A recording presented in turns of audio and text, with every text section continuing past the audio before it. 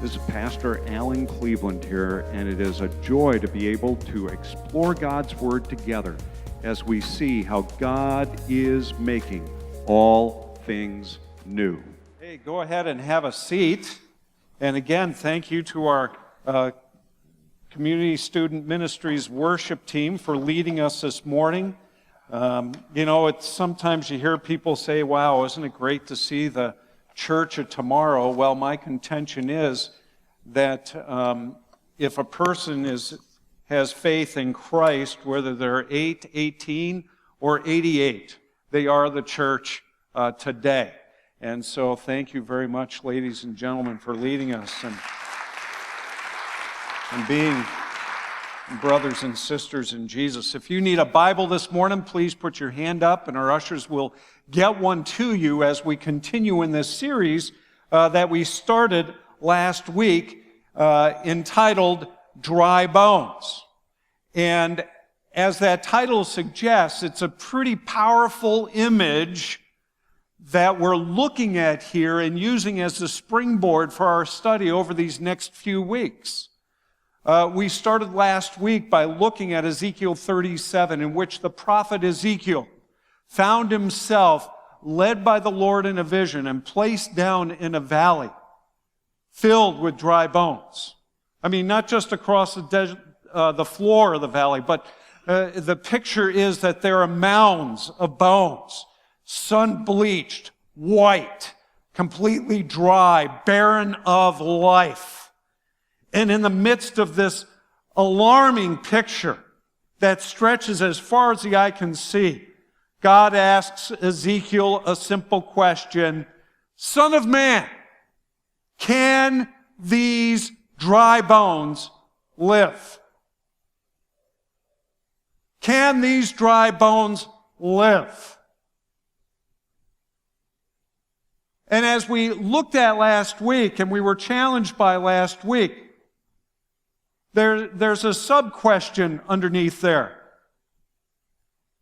Because as God asks Ezekiel for his assessment of what Ezekiel sees, the question underneath the question is, what do you believe that I can do? You take a look at the devastation, you take a look at the death that's represented, and oh, son of man, can dry bones live? And of course, that's such a packed question that God asks. And Ezekiel, he doesn't quite dodge it. He just says, oh Lord, you know. But what an incredibly gut-wrenching question to ask a man who's far removed from his home as an exile living in a foreign land. And maybe, now this is using a bit of imagination here, if I put myself in Ezekiel's shoes and I were to be looking at this scene in front of me, and God asked me that question, I would ask the question back, well, what can be done? What can really be done in a situation like this? But it comes back to that question: can these dry bones live? Son of man, can they? What do you believe that I can do? And we're looking at this picture, at this vision, because it challenges us to think about, what do we believe that God can do today? What do we believe that God can do in our lives? What do we believe that God can do in our families? What do we believe that God can do in our church? And the question to wrestle with today is, what do we believe that God can do in our community, where we're living, where we're breathing, where we're interacting with people around us? What do we believe that God can do? And that's a great question to ask. Because frankly, as we look at it, when you turn on the TV and you watch the news, it begs the question, what really can be done? I mean, you look at the violence, and especially the gun violence that we see portrayed all across the news. You take a look and you hear about the substance abuse that's going on, even within our own community, within the Fox Valley, the the struggle that many individuals and their families are encountering with heroin addictions. Of course, you just talk to anybody involved in the school system, and they're all scrambling, trying to figure out what do we do with young children and teenagers that are coming from broken families, and their worldview is totally shaken and totally disoriented. How do we try to provide some stability and in that environment? And it seems overwhelming. Then of course, 43 years ago today, on January 22nd, coming up in a few days, that was the day when the Supreme Court decided that abortion was going to be legal in all 50 states of the United States of America, 43 years ago. And you just think, wow. You take a look and you say, oh, what can be done? And how are we supposed to respond as a people, as people who say, through faith in Jesus Christ, we are God's people? How are we supposed to respond? And saying that we're a community of faith, bringing faith to the community. What on earth does that even look like? How can that even happen? Well, around the same time that Ezekiel experienced that vision, in that same broad time range, there was another prophet who wrote to the people in exile, and his name was Jeremiah. Now, Jeremiah had a different take on everything that had happened. I mean, it was the same message, but he saw it from a different perspective. Because unlike Ezekiel, who was picked up from his home city of Jerusalem and from his home nation of Israel and transported to Babylon as an exile, Jeremiah was there. And his message was, listen, we need to get back and get our hearts right with God. And we need to pursue what God is calling us to pursue. Because otherwise, trouble is going to come our way. And he's calling out, and Jeremiah's message is a bit different because he witnessed the armies circling Jerusalem. And unlike Ezekiel, who was carried off, Jeremiah was one of those who was left behind, who saw the people being transported out of the city, who saw whole families and groups, clans picked up and forcibly moved. And as he's looking around at the devastation that he saw, he has a slightly different perspective, though again, the same message. And as a matter of fact, there were people rising up in the nation of Israel who were trying to give some hope and say, it really isn't that bad. This is going to be short-lived. Before we know it, everybody will be back home, have one big family reunion. We'll all get back on pace. We'll all resume life the way we want to live it. And we'll all do things the way we were doing it before.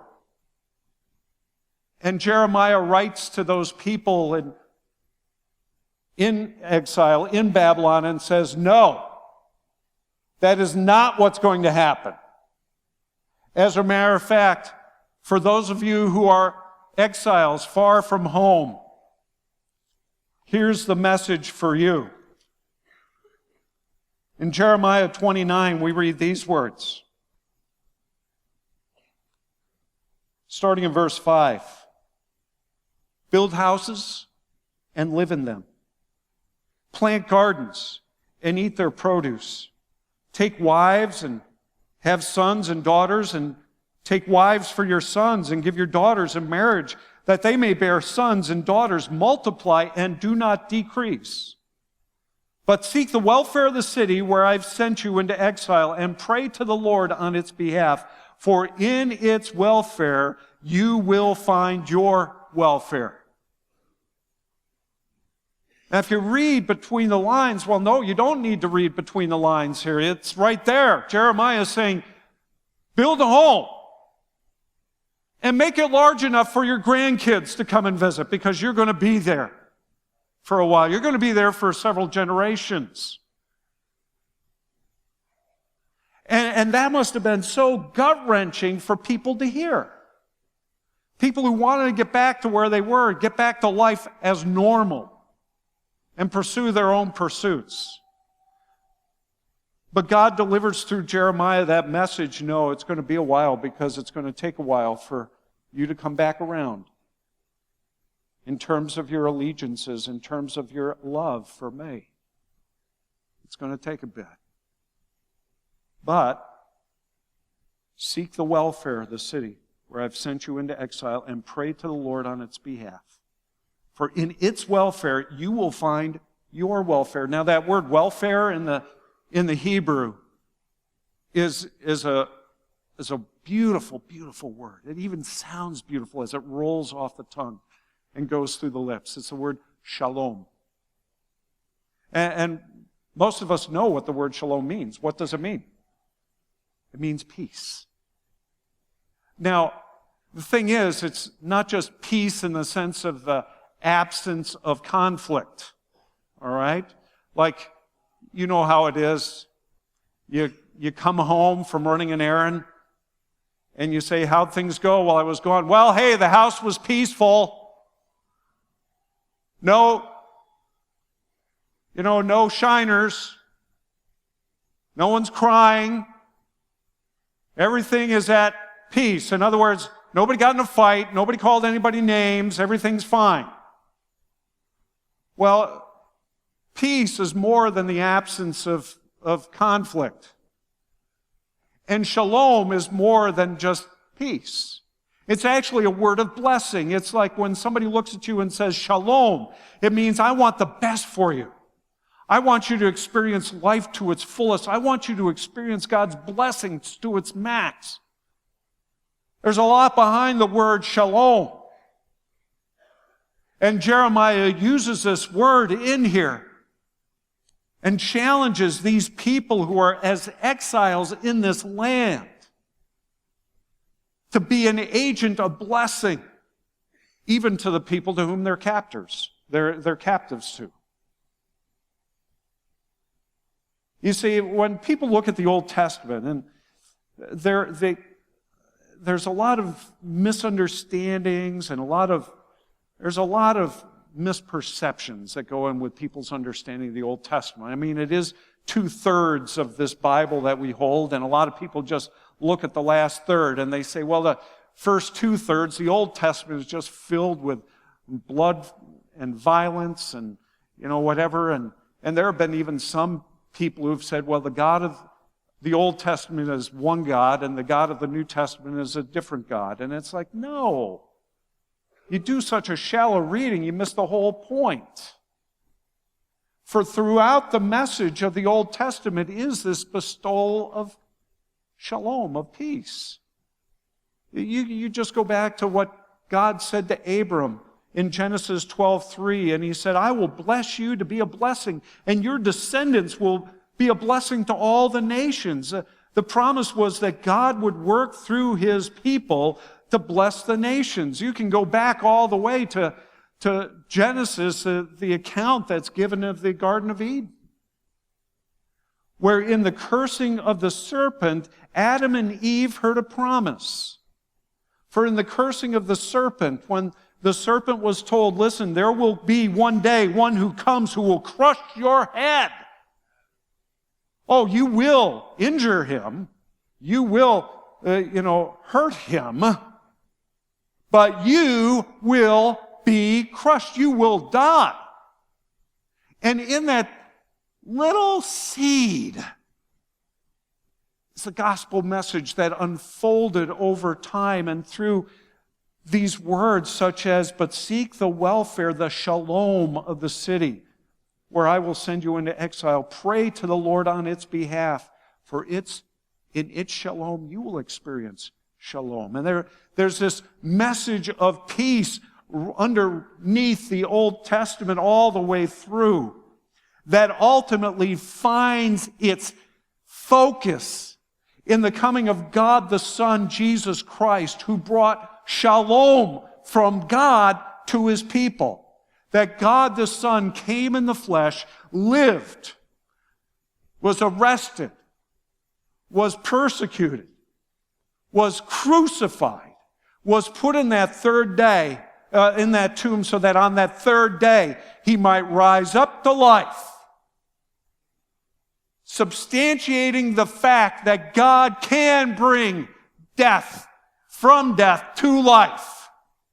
And he can do that work. And in that focus that came in the person of Jesus, God the Son, that message is echoed down through the years, such that to a group of people who are trying to figure out what it means to live as a follower of Jesus, Peter wrote some pretty direct words. You got to imagine that for the early Christians, they felt like such a minority. I mean, we can't even fathom what it's like here in the United States of America. You'd probably have to go overseas to another country and just ask, hey, where's there a church around here? And, a what? Do you people know any Christians? Oh, what do you mean, know any Christians? There aren't any Christians around here. I mean, there are whole nations where those who identify themselves as followers of Jesus is a fraction of a percent. And so it's to these people that are walking through these streets in the ancient cities, and they're looking around and they see these temples all given up to Roman gods and goddesses and Greek gods and goddesses, and all that they found themselves in a culture that morality was up in the air. You know, as everybody does what's right in their own eyes. If it feels good, do it. I mean, the maximum to the max. And it's to these people who are wrestling with the question of where do we fit in, that Peter wrote to them and said, you don't. You do not fit in. You're not a part of that which you see around you. As a matter of fact, in 1 Peter chapter 2, verse 11, we read these words. Beloved, I urge you as sojourners and exiles to abstain from the passions of the flesh which wage war against your soul. Keep your conduct among the Gentiles honorable, so that when they speak against you as evildoers, they may see your good deeds and glorify God on the day of visitation. Peter says, hey, listen, you are sojourners, that is, you're just passing through. You're exiles. This is not your home. What you see, what you experience, what you witness, this is not who you are. Thankfully, Peter didn't leave them there, because we just have to go back to verses 9 and 10 of 1 Peter chapter 2. And I'm telling you, these verses changed the way that I looked at church. I don't know how many times I read these verses. But a number of years ago, as I was reading through these verses, all of a sudden the light goes on, because for many of us, church is something that you do between 10:45 and 11:45, unless the pastor gets long, and then it might push noon. But that's what you do on a Sunday morning. You go there because you don't have anything else scheduled on a Sunday morning. You go there because it's tradition. Your family always went to church, so you might as well go to church. You go to church because, well, it's just curious. What's it all about? You know, there's all sorts of things that people put on the word church. But church is not something you do in a set period of time, one day a week. I mean, Paul writes that throughout his letters. Peter writes it throughout his letters, such as these words here in verses 9 and 10. But you, writing to this small group of people, are a chosen race, a royal priesthood, a holy nation, a people for his own possession, that you may proclaim the excellencies of him who called you out of darkness and into his marvelous light. Once you were not a people, but now you are God's people. Once you had not received mercy, but now you have received mercy. Did you hear those words?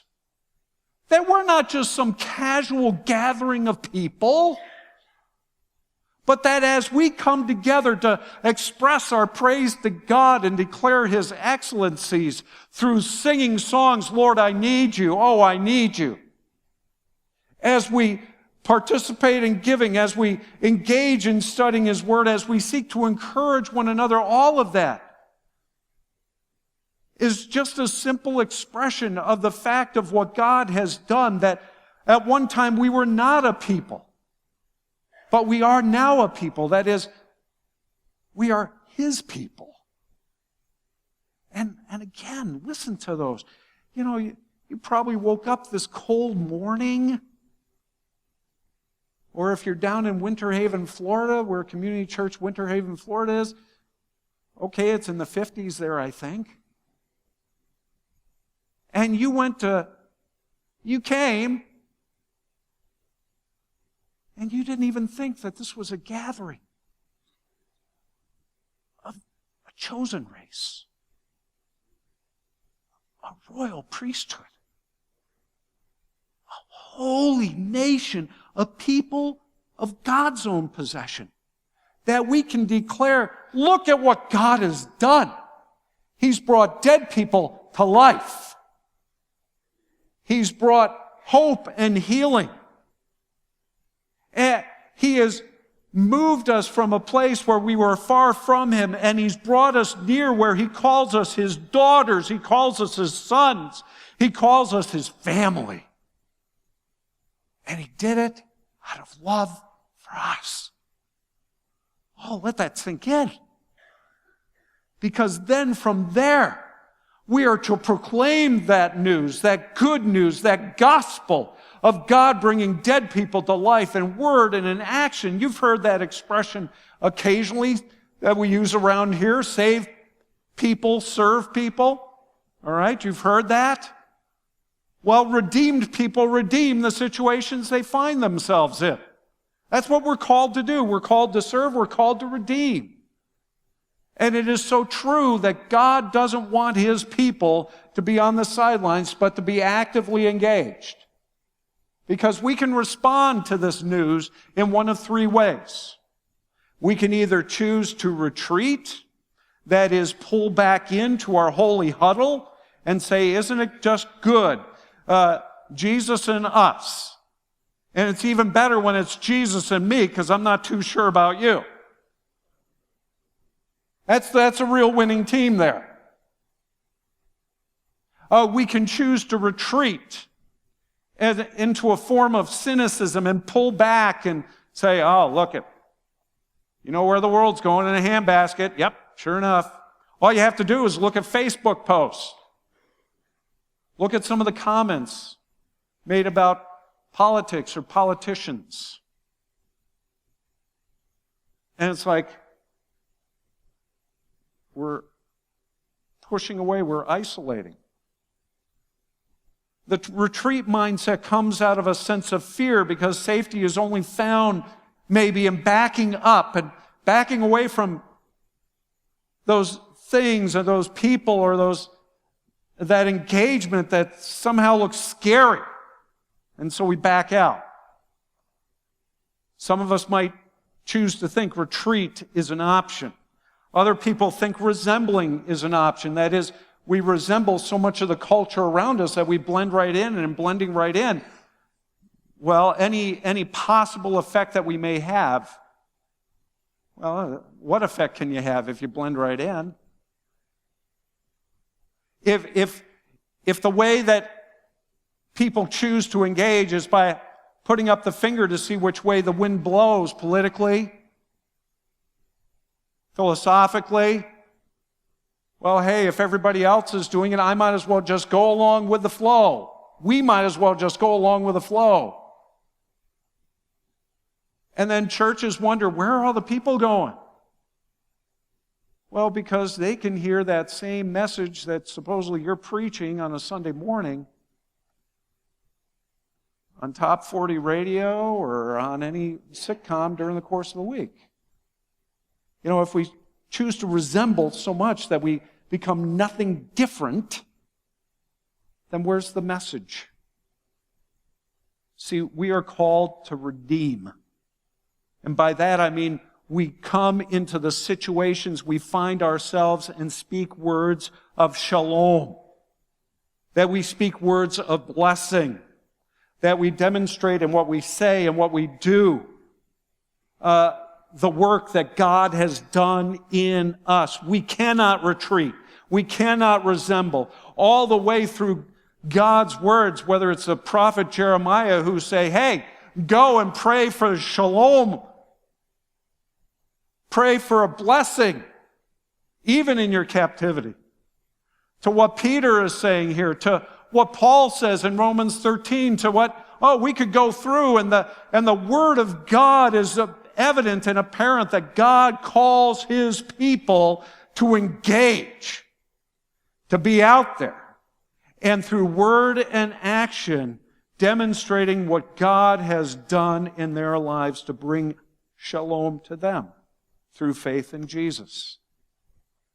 For me, there's a vivid moment when I was awakened to the opportunities around me. I was going through some military training. And for whatever reason, some of you have heard this before, but for whatever reason, this particular weekend, this particular Sunday, was maybe Be Kind to God Sunday. I have no clue. But they told us to get dressed up, so we all get dressed up, and we marched to chapel. And we sat there. And I can remember even now, the gentleman stood up who was going to give the message, and he announced that the regular chaplain was on duty someplace else that particular day. And then he proceeded to announce that for today, I'm here to tell you about Sigmund Freud's view of child raising. And I'm sitting there, and I'm like, oh, I didn't just hear that. And I looked up and down the aisle as this guy goes on about Sigmund Freud's view of child raising. And my heart is getting sicker by the minute, because there was another soldier who'd been doing coke the night before, and it wasn't the cola. There was another soldier who had a reputation that she carried around with her. There was another, I could go down the long line, and another odd thing about this gentleman's choice of whatever talk he wanted to call it was that in that entire row, only one person had a child, and that particular guy didn't know where the child was at that moment because he lost contact with the mother. So as I looked up and down the aisle, I saw people nodding off unless one of the officers knocked him upside the head, woke him up. And I just said, God, I'm not asking for a lightning strike, but could you give this guy a case of instant laryngitis? I don't want the guy hurt. Just shut him up somehow. And he's droning on and on and on, and I'm looking and I'm just like, God, what can be done? Who's going to tell these people the truth? Who's going to share with them the reality that coming into your presence isn't hearing a lecture?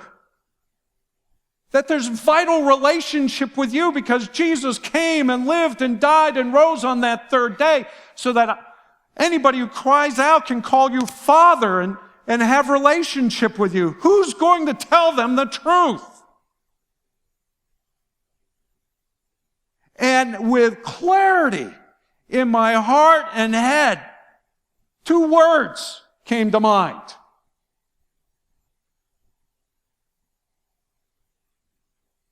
And as I'm there, I'm like, God, who is going to respond?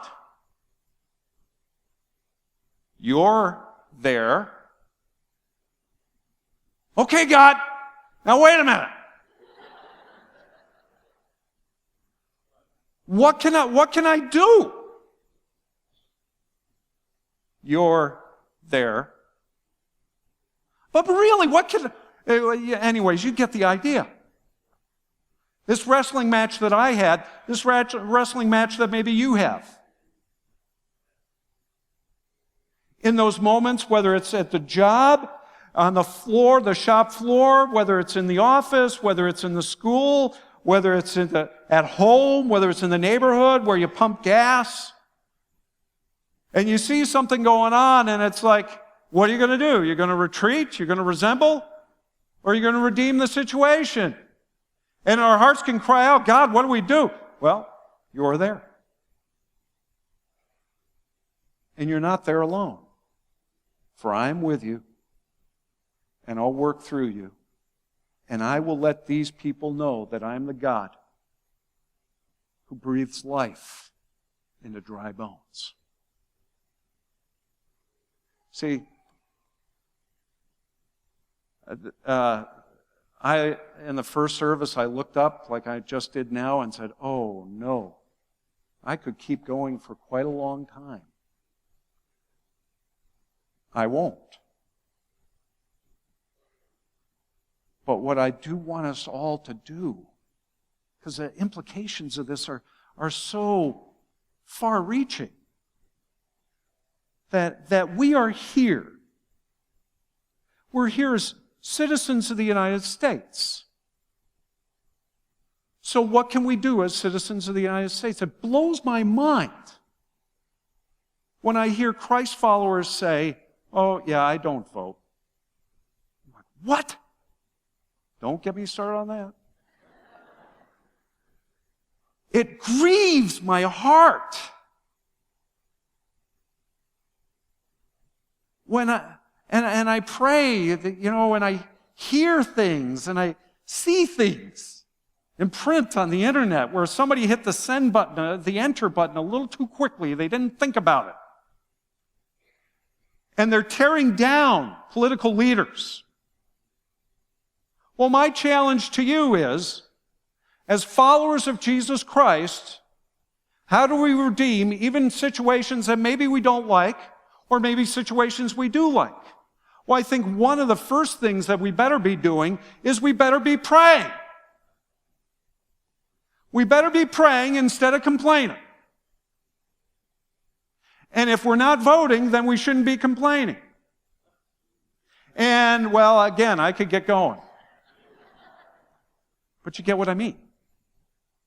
In many ways, followers of Jesus Christ should be model citizens of engagement in our political system. Doesn't mean you vote for one party. Doesn't mean you run for office. It doesn't mean a lot of things, but one of the things it does mean is where you're at right now, where you're there, what are you doing?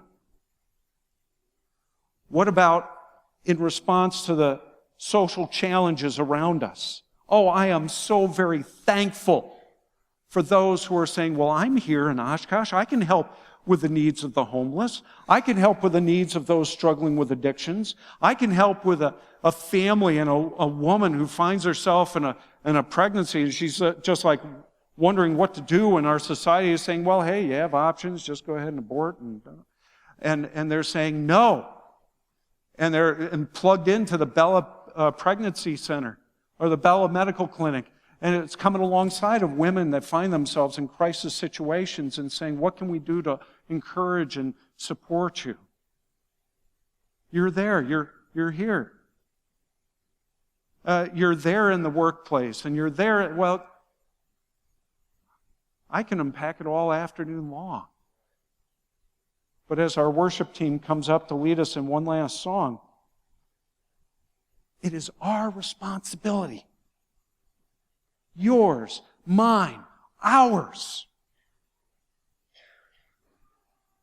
to look around and to say, God, I'm here. How can I bring shalom? How can I be a person of peace, a person of blessing to this place where you have me? So as you're letting that sit in your heart and your head, it's my prayer that God's Holy Spirit will be directing and pointing and challenging and encouraging you to respond.